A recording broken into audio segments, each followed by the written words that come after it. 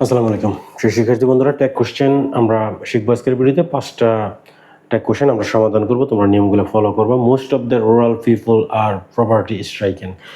Auxiliary verb দিয়ে tag question শুরু হয়, অক্সিলারি ভার্ব আমরা এখানে বসাইলাম আর, এবং সেন্টেন্স অ্যাফার্মেটিভ হলে ট্যাগ কোশ্চেন নেগেটিভ হয়। সো অ্যাফার্মেটিভ সেন্টেন্স, এই জন্য আর্নড। আর ট্যাগ কোশ্চেনের সবসময় সংক্ষিপ্ত রূপটা বসে, মানে আর নট না বসে আর এন্ড বসাতে হবে। আর এখন সাবজেক্ট বসাতে হবে most of the rural people, অধিকাংশ গ্রামের মানুষেরা।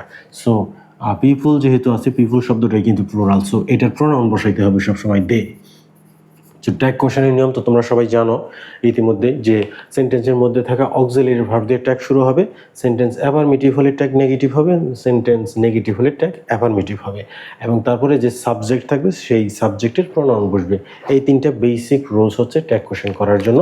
এখন 3টা রুলসই কিন্তু এখানে আমরা অ্যাপ্লাই করলাম। দ্বিতীয় সেন্টেন্স দেখো, they don't have any sense of sanitation. এখানে অক্সিলারি ভার্ব আছে ডোন্ট, ডন্টের ডু হচ্ছে অক্সিলারি ভার্ব, সো ডু দিয়ে ট্যাগ শুরু হবে ডু, এবং সেন্টেন্সটা নেগেটিভ ডন্ট, এই জন্য এই ট্যাগ কোশ্চেনটা হবে অ্যাফার্মেটিভ। সো ডুর সাথে আমরা আর নট আমরা বসাবো না, সো এইভাবেই থাকবে। এবং তারপরে হচ্ছে সাবজেক্টের প্রোনাউন, অর্থাৎ এটা কিন্তু সাবজেক্টে অলরেডি একটা প্রোনাউন দে, সো এই দেটা আমরা এখানে বসাবো ডু দে। এবং তারপর হচ্ছে এভরিবডি ওয়ার্কস হার্ড। এখানে ট্যাগ কোশ্চেনটা হবে, এখানে আসলে কোনো অক্সিলারি ভার্ব নাই, এই জন্য আমরা এখানে ডু দিয়ে করব। যেহেতু যেখানে অক্সিলারি ভার্ব থাকে না সেখানে কিন্তু ডু, ডাজ এবং ডিড, এই 3টা অক্সিলারি ভার্ব দিয়ে ট্যাগ কোশ্চেন করতে হয়। সো এখানে আমরা ডু দিব। অ্যাকচুয়ালি এখানে ডাজ হওয়ার কথা ছিল, কিন্তু আমরা ডু কেন দিব সেটা এখনই তোমরা একটু পরেই তোমরা বুঝতে পারবা, কিন্তু তার আগে দেখো এটা কিন্তু একটা অ্যাফার্মেটিভ সেন্টেন্স, সো ডোন্ট আমরা ইউজ করবো ডোন্ট।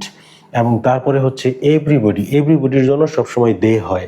এভরিবডি, সামবডি, এনিবডি এগুলো থাকলে সবসময় দে হয়, এদের প্রোনাউন দে হয়। So don't they. এখন দেখো এখানে ভার্বের সাথে যদি ইয়েস থাকে তাহলে ডাজ হওয়ার কথা, কিন্তু আসলে দে হচ্ছে সবসময় ডু অক্সিলারি ভার্বটাকে গ্রহণ করে, কারণ দে হচ্ছে প্লুরাল, সো প্লুরালের সাথে সবসময় ডু হয়, ডাজ হয় না, ডাজ হয় সিঙ্গুলারের সাথে, এই জন্য এখানে ডোন্ট দে।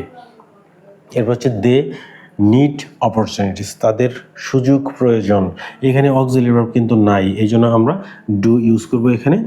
যেহেতু অক্সিলারি ভার্ব যদি না থাকে, ডু, ডাজ, ডিড এবং প্রেজেন্ট ইনডিফিনিট টেন্স হিসেবে এখানে আমরা স্বাভাবিকভাবেই ডু অথবা ডাজ নিব, ডিড নিব না। পাস্ট ইনডিফিনিটে ডিড নিব, এবং ডু বা ডাজ থেকে আমরা প্রেজেন্ট ইনডিফিনিটের জন্য ডু বা ডাজ থেকে আমরা ডাজ নিব না। ডু কেন নেব? কারণ এখানে যদি এস থাকতো তাহলে আমরা ডাজ নিতাম। যেহেতু ভার্বের বেস ফর্ম আছে, সো আমরা ডু নিব, এবং সেন্টেন্সটা অ্যাফার্মেটিভ হওয়ার কারণে আমরা ডোন্ট নিব, এবং তারপরে দে তো আছেই প্রোনাউন, ডোন্ট দে। এবং সর্বশেষ হচ্ছে government should take steps for the development of the villages. এইখানে দেখো শুড হচ্ছে একটা modal auxiliary verb, modal auxiliary verb, কিন্তু এটা কিন্তু অক্সিলারি ভার্বই, সো এই শুড দিয়ে আমরা ট্যাগ কোশ্চেন শুরু করবো, শুড। এবং সেন্টেন্সটা একটা হচ্ছে অ্যাফার্মেটিভ সেন্টেন্স, শুডেন্ট।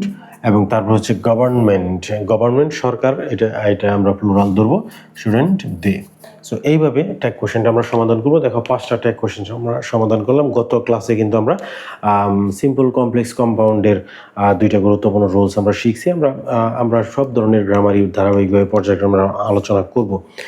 তোমাদের ভিডিওটি শেষ পর্যন্ত দেখার জন্য সবাইকে অসংখ্য ধন্যবাদ। আল্লাহ হাফেজ, আসসালামু আলাইকুম।